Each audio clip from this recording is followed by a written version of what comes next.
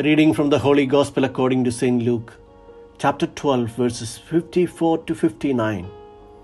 Passage taken from the Message version of the Bible. Then he turned to the crowd. When you see clouds coming in from the west, you say, "Storm is coming," and you are right. And when the wind comes out of the south, you say, "This will be a hot one," and you are right. Frauds, you know how to tell a change in the weather. So don't tell me you can't tell a change in the season, the God season we are in right now. You don't have to be a genius to understand these things.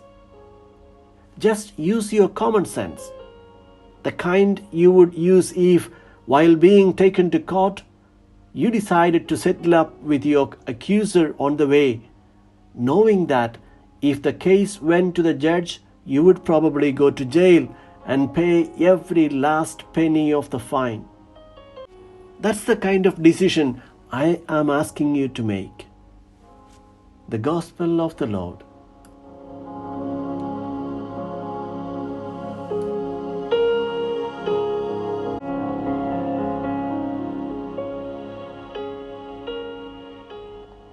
Reflections on the Gospel according to St. Luke, chapter 12, verses 54 to 59.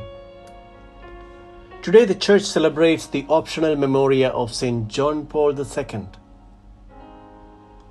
To the students of journalism, one of the first things taught is to develop a nose for news. It is innate nature of humans to be inquisitive. But some are too nosy to know everything that happens in the neighbour's house, but surprisingly could be totally ignorant of what is happening inside their own houses. The Gospel presents a similar situation. Jesus confronts the crowd and challenges them. You know how to interpret the appearance of the earth and the sky to predict the weather? But then, why do you not pay attention to interpret the signs of the times? The contemporaries of Jesus failed to interpret his words and miracles as the sign that the kingdom of God has arrived.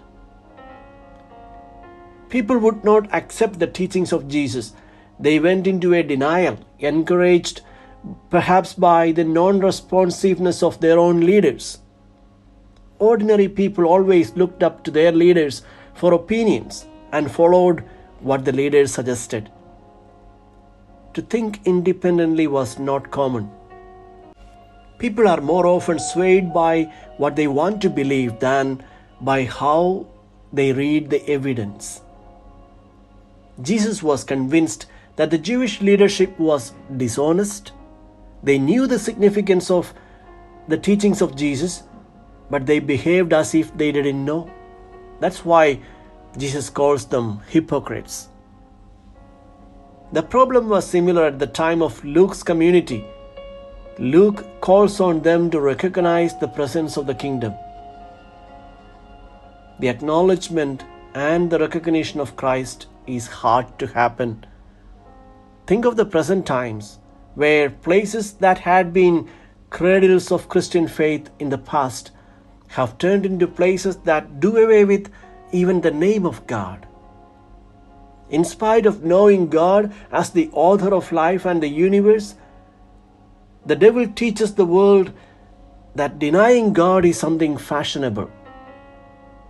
There is a tendency to destruction, war, hatred, and division in us. It is the tendency that the enemy and destroyer of humanity, the devil, sows in our hearts. There is always the struggle between grace and sin, between the Lord who wants to save and pull us out of this temptation and the bad spirit that always throws us down. It is important to know what's going on inside of us.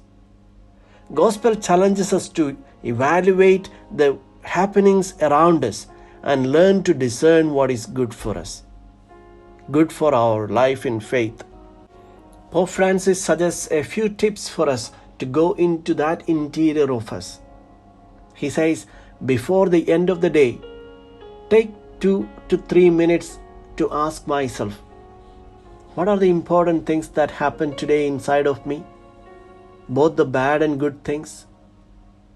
Who helped me to do these things? Find out what is going on inside of us.